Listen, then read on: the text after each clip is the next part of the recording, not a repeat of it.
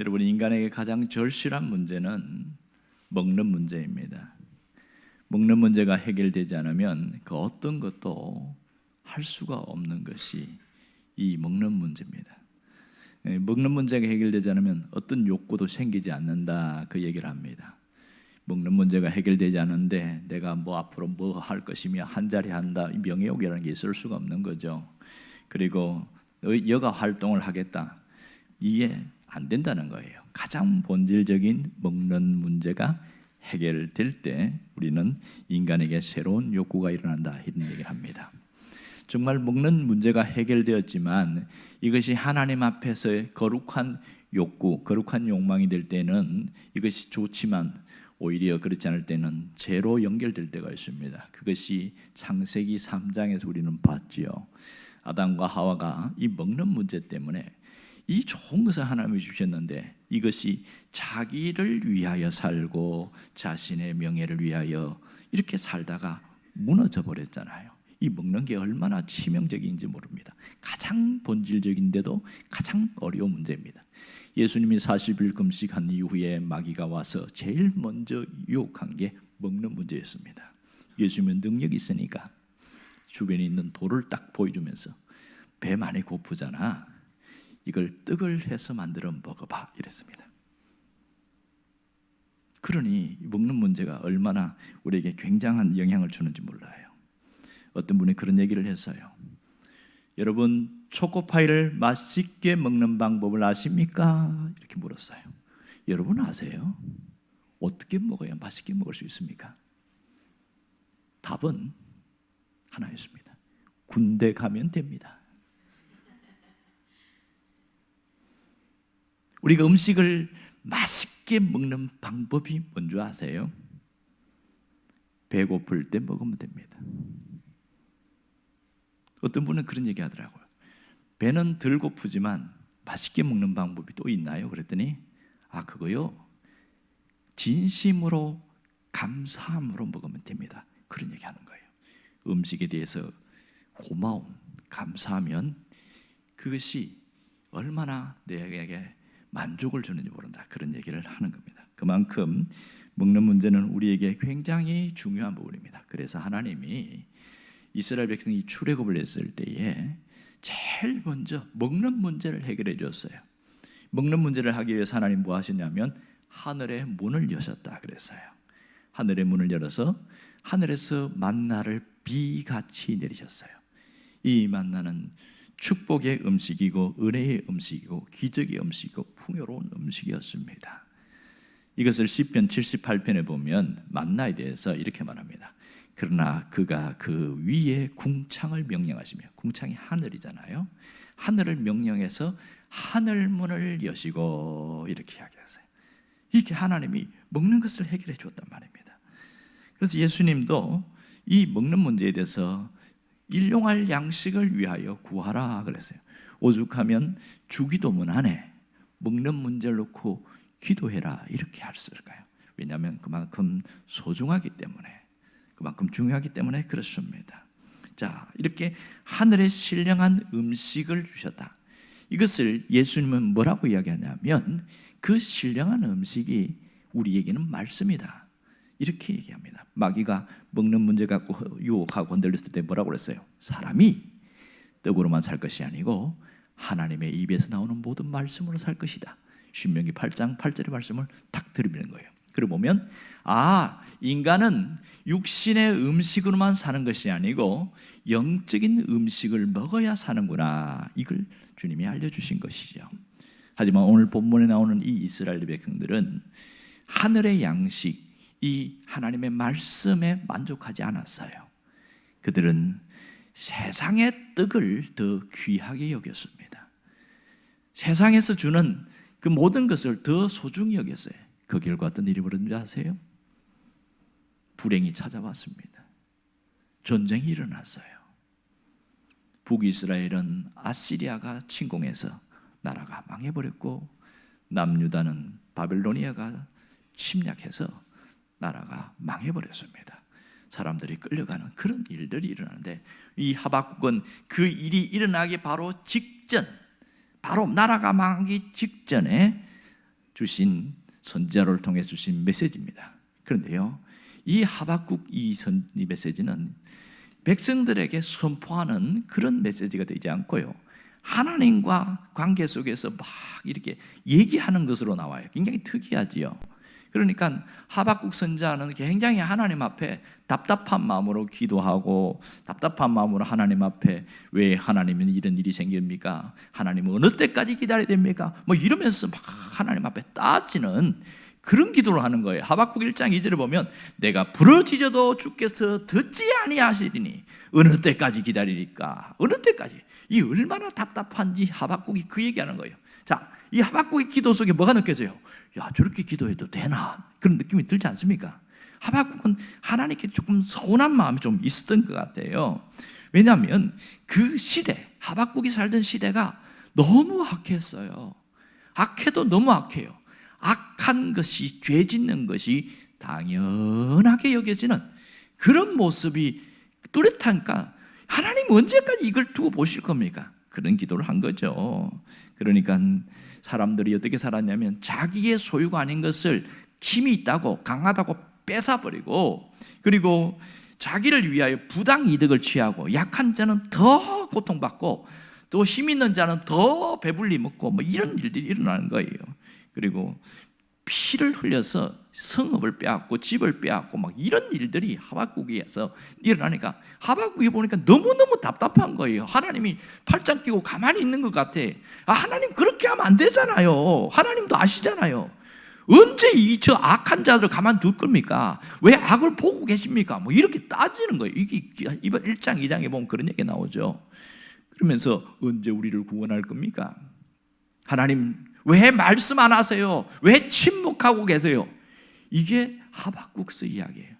그러니까 하나님에 대해서 답답한 마음, 섭섭한 마음을 막 드러내고 기도하는데 한참 있다가 하나님이 대답을 하십니다.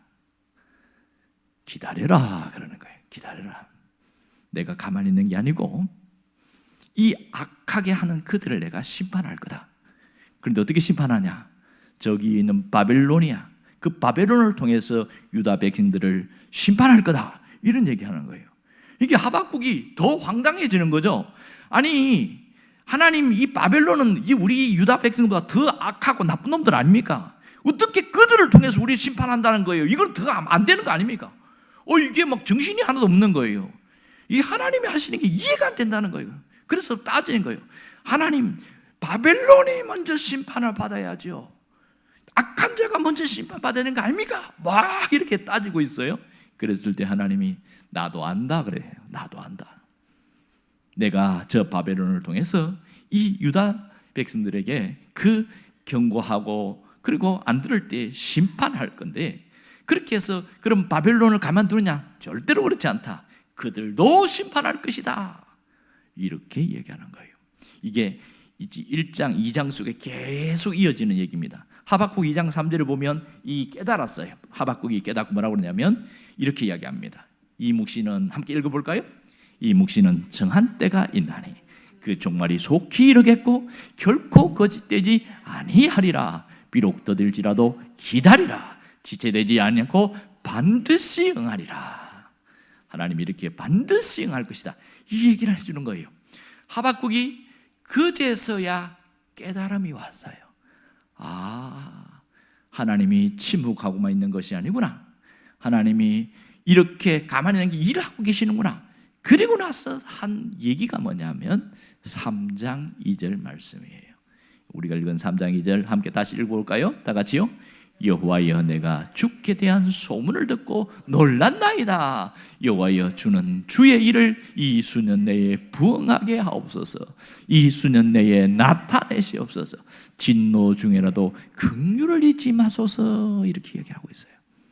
이 하박국이 깨닫고 얘기를 하는데 오늘 우리가 주목할 단어가 있습니다. 그게 뭐냐면 주는 주의 일을 이 수년 내에 부흥하게 하옵소서. 이렇게 얘기하고 있어요.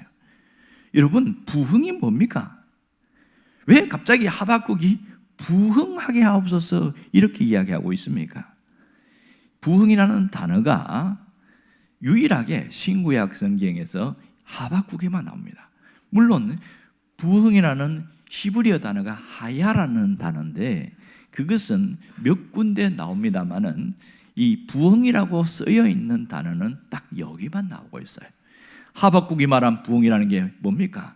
이 지금 하나님과 주고받는 대화를 통해서 보면 바벨론을 통해서 유다 민족이 다 빨리 망하게 해주옵소서 이렇게 들린단 말이에요. 이게 과연 부흥이 맞냐는 거예요.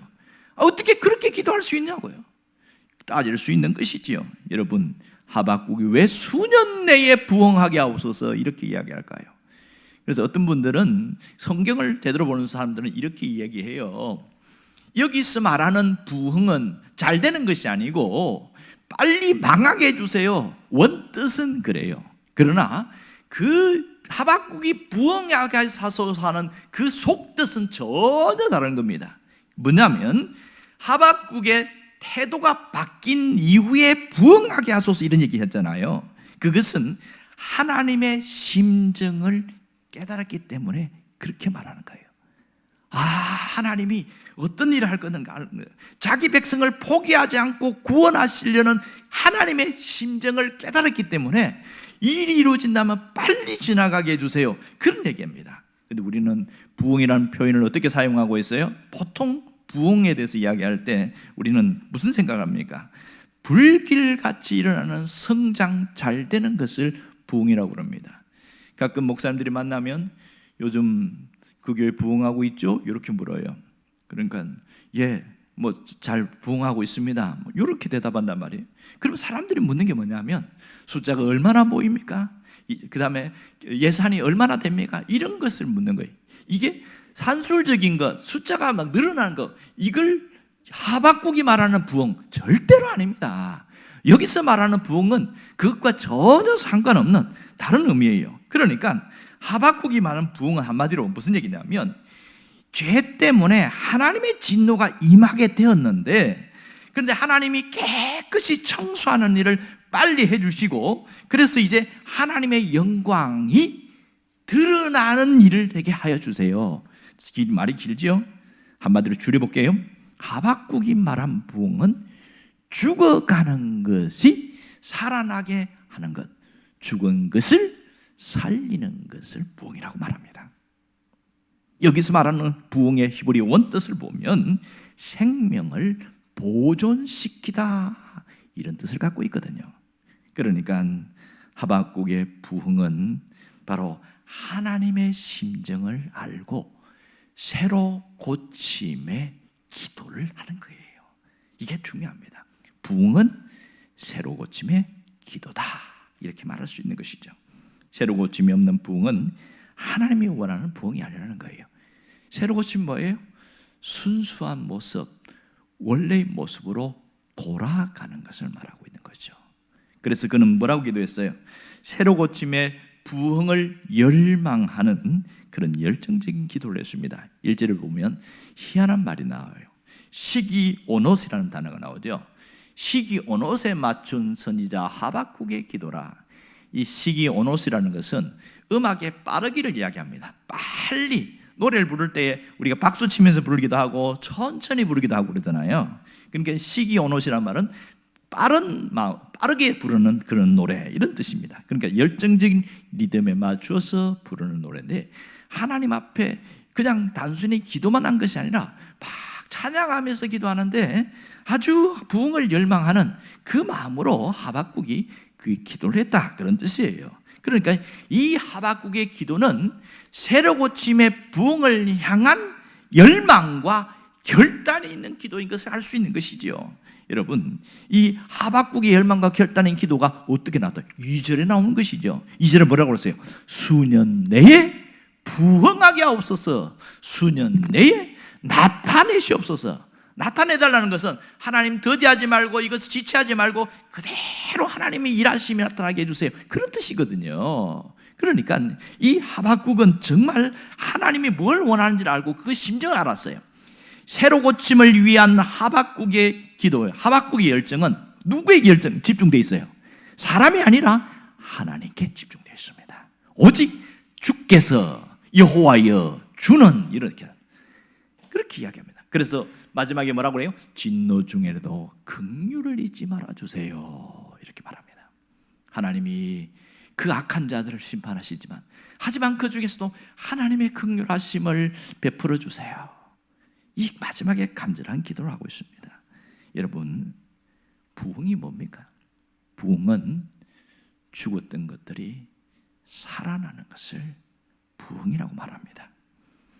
우리 성도들이 다시 살아나고 다시 회복되어지는 것을 진정한 부흥이다, 이렇게 말합니다. 여러분, 언제 이런 일이 일어나냐? 하늘문이 열리면 부흥이 나타납니다. 하늘문이 열리면 교회도, 가정도, 생업도 부흥이 일어난다는 거예요. 여러분의 그런 일이 있기를 원합니다. 정말 이 시대는 부흥이 절실히 필요합니다. 부흥이 뭐예요?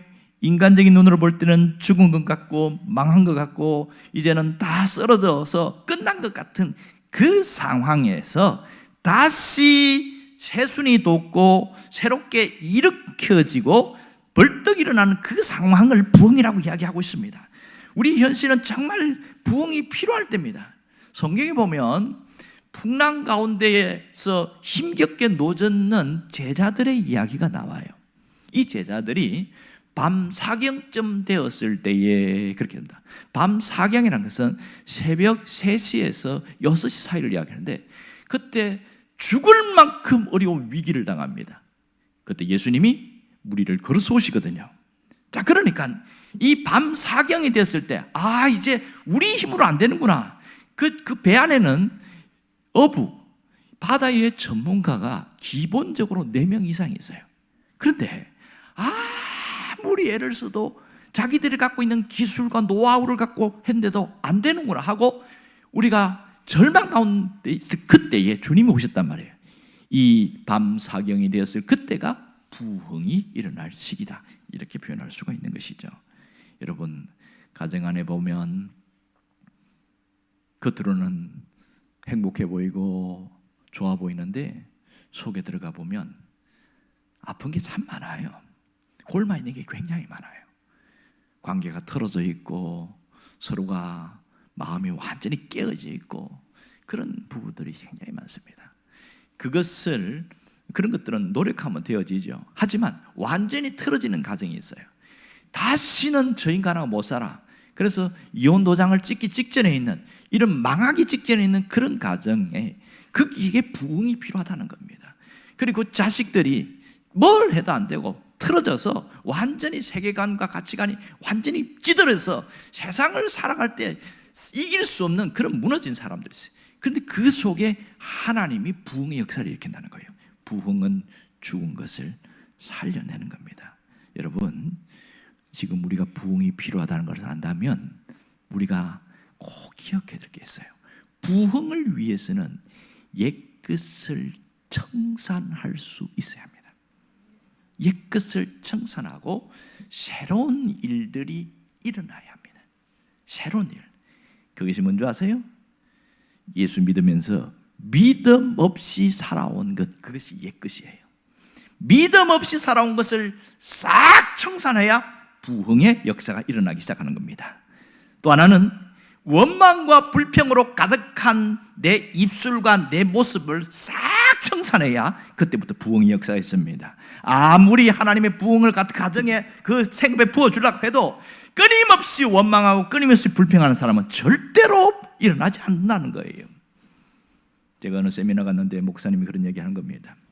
당뇨 환자인데 6개월 기도해서 발을 잘라야 되는 썩어가는 그 발을 완전히 회복시키고 눈이 실명되기 마직 직전인데 눈이 회복되게 했어요. 6개월 기도해줘서. 그런데 꼭 몇 가지 중에 한 가지 뭐냐면 절대로 원망하고 불평하지 마십시오. 이거 꼭 지켜야 됩니다. 지킬 거예요? 안 지킬 거예요? 막 이렇게 하면서 막 협박하듯이 따졌어요. 그랬더니 예, 할게요 이랬어요. 그런데 이분은 평소 아픈 중에서도 늘 원망하고 불평하고 부정 뜨는 게 90%야. 말만 하면 원망이고 말만 하면 불평이고 말만 하면 짜증이고 말만 하면 거짓말이고 막 이런 게 나오니까 목사님이 시킨 거예요. 이것 때문에 당뇨가 재발할 수 있습니다. 그러니까 제발 부탁하는데 말을 바꾸세요. 그게 튀어나오려고 하면 입을 내가 손으로 갖고 묶어서 안 나오게 하든지, 말을 꼭 하려고 그러면 감사의 말을 하세요, 이렇게 시켰어요. 하겠다고 했어요. 그리고 시간이 지났어요. 이분이 다른 곳에 살기 때문에 만날 수가 없었는데 1년 반이 지난 이후에 소식이 들려오는데 눈 실명하고 다리를 잘랐다는 얘기가 들리는 겁니다. 가슴을 쳤어요. 그때 내가 그 얘기했는데 안 지킨 거예요. 안 지킨 거예요. 다시 돌아간 거예요. 지금 원망과 불평이 쏟아지니까 몸이 당뇨 체질로 싹 바뀌어버린 겁니다. 여러분, 정말 부흥을 원한다면, 내가 살아나기를 원한다면 원망과 불평을 입에서 끊어버려야 됩니다. 생각 속에서 끊어버려야 됩니다. 그래야 살아날 수가 있는 거예요.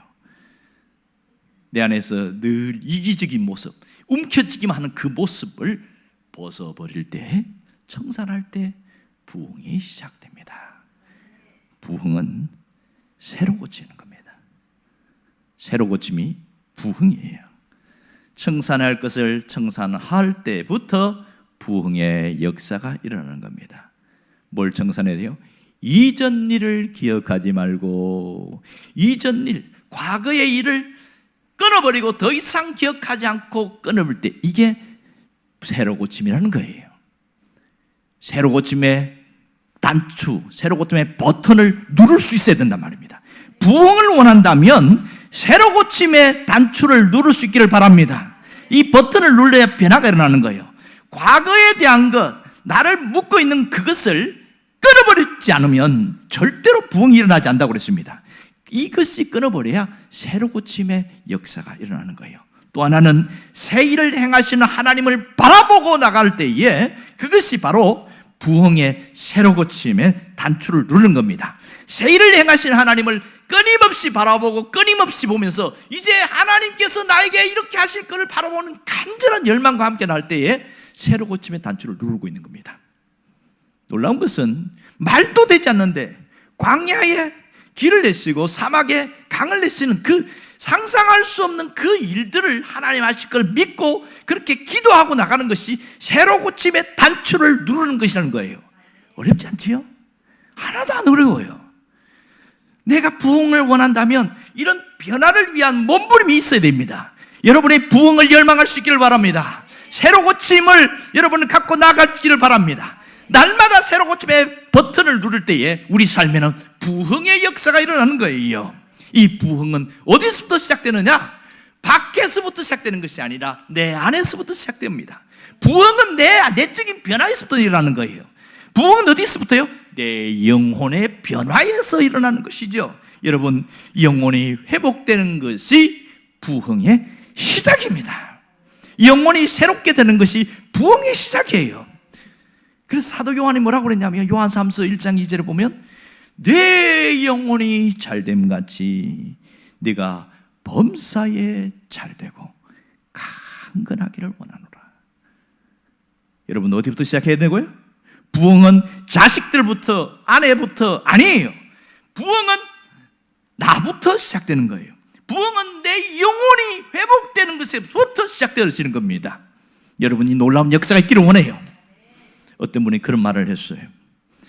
영혼이 잘 되는 것의 시작은 예수 믿는 것을 흉내 내는 것에서 시작한다. 나 깜짝 놀랐어요. 이게 무슨 말인가? 다시 잘 들어보세요. 영혼이 잘 되는 것의 시작은 예수 믿는 것을 흉내내는 것에서부터 시작된다. 이런 얘기한 거예요. 무슨 얘기인가 봤더니 그분이 무슨 얘기하냐면 이스라엘 백성이 출애굽할 때 마지막 재앙이 있었잖아요. 그것이 죽음의 재앙인데 이 죽음의 천사가 온 애국을 휩쓸 때에 누구만 살았느냐? 집 대문 앞에다가 양의 피를 이렇게 문설주에다가 피를 바른 그 집은 죽음의 천사가 넘어갔거든요. 그 얘기를 하면서 옆에 전혀 믿음이 없고 전혀 하나님도 모르는 사람인데 애굽 사람이 보고 그 뭐 하는 거요? 우리 양의 피 바르는 거 왜 발라요? 이걸 바르면 죽음의 천사가 지나간대. 그래? 그럼 나도 좀 줘봐요. 전혀 하나님을 모르는 사람인데 그 양의 피를 발랐대. 그런데 다음날 깨고 보니까 이웃에 있는 애굽 사람은 죽어버렸는데, 장자가 죽었는데 우리 집에 자식은 안 죽었다는 거예요. 무슨 이런 일이 일어났냐? 그렇게 하면서 뭘 얘기하냐면, 왜 양의 피를 발라야 되는지, 이 피를 바르면 무슨 일이 일어나는지 아무것도 모르지만 보고 따라하고 믿고 흉내만 냈는데 살아났다는 거예요. 그러면서 영혼이 회복되는 것은 예수 믿는 것을 흉내만 내도 된다, 이런 얘기하는 거예요. 다 알고 믿으려고 하지 말라는 거예요. 그냥 성경이 얘기하면, 하나님 말씀하시면 내가 이해 안 되는데도 아멘 하고 그냥 가라는 거예요. 흉내만 내도 영혼이 회복된다는 겁니다. 여러분이 그런 은혜가 있기를 원해요. 정말 내가 흉내만 낸데도, 예수 믿는 것을 잘 믿는 사람을 보고 흉내만 낸데도 보니까 좋아져 있는 거예요. 영혼이 살아나는 거예요. 어떻게 해서 이런 일이 났지? 나도 몰라. 하나님이 하신 일이니까. 뭐 한 거예요? 예수 믿는 것을 흉내낸 거예요. 그것만 해도 영혼이 회복되는 놀라운 역사가 있다는 겁니다. 우리가 착각하는 게 뭐냐면, 믿음이 좋아야 된다고 생각하고, 뭔가 열심히 해야 된다고 생각하고, 뭔가 많은 뭔가 사람들에게 드러내야 이렇게 된다고 생각하는데, no! 하나님은 우리의 영혼을 회복시키기를 원하십니다. 오늘 이 자리에 있는 모두에게 믿음이 많든지 적든지, 예수를 많이 믿든지 안 믿든지 영혼이 회복되기를 원하는 거예요. 부흥의 시작은 영혼의 회복입니다. 영혼이 회복되는 데서부터 부흥은 시작되는 겁니다. 여러분, 영혼이 회복된 사람 중에서도 어느 한켠에 회복이 되지 않은 사람이 있어요. 그러니까 하나님과의 관계는 늘 회복이 잘 되어 있는데, 사람과 관계에서 뭔가 탁 걸린 사람이 있어요. 그리고 뭔가 다른 어떤 부분이 탁 걸린 사람이 있어요. 이거는 회복이 안 되고 정지된 거예요. 여기까지 가야 됩니다. 회복은 한쪽 편만 끝나는 것이 아닌 전인적인 회복이 일어나야 되는 겁니다. 전방위적인 회복이 일어나야 되는 거예요. 그것이 온전한 회복이라고 할 수 있습니다. 그럴 때 하나님이 이 하박국이 말하는 것처럼 물이 바다 덮음같이 여호와의 영광이 여러분의 삶에 나타나게 하실 것이다. 하나님은 그 일을 하신다는 겁니다. 여러분, 하늘문이 열리면 부흥의 역사가 일어납니다. 부흥을 열망하는 것보다 열망하는 그 모든 곳에는 여호와의 영광이 임하는 거죠. 동시에 하늘문이 열리는 겁니다. 하늘문이 열릴 때에 부흥은 계속되어진다는 사실입니다. 그러므로 우리는 늘 하늘문이 열릴 것을 기대하고 어떻게 하든지 하늘문이 닫히지 않도록 노력해야 되는 것이 대단히 중요한 겁니다. 왜요? 그래야 부흥의 역사가 일어나니까, 그래야 다시 살아나니까, 다시 회복되어지니까. 이 놀라운 역사는 하나님이 하시는 겁니다. 그래서 연초에 뭐라고 그랬어요? 이사야 43장 19절 말씀을 함께 읽고 함께 말씀을 나누지 않았습니까? 보라, 내가 새 일을 행하리니 이제 나타낼 것이라. 뭐라고 그랬어요? 그 다음에 너희가 알지 못하겠느냐? 내가 반드시 광야의 길을, 사막에 강을 내리니. 할렐루야. 이 놀라운 역사는 지금 재현되고 있습니다. 하나님은 분명히 새 일을 행하신다는 걸 믿을 수 있기를 바랍니다. 하나님이 새 일을 행한다는 것은 내가 상상할 수 없는 일, 내가 불가능하다고 생각하는, 이건 안 되는 거야, 어쩔 수 없는 거야, 그것을 이루는 것이 새 일입니다.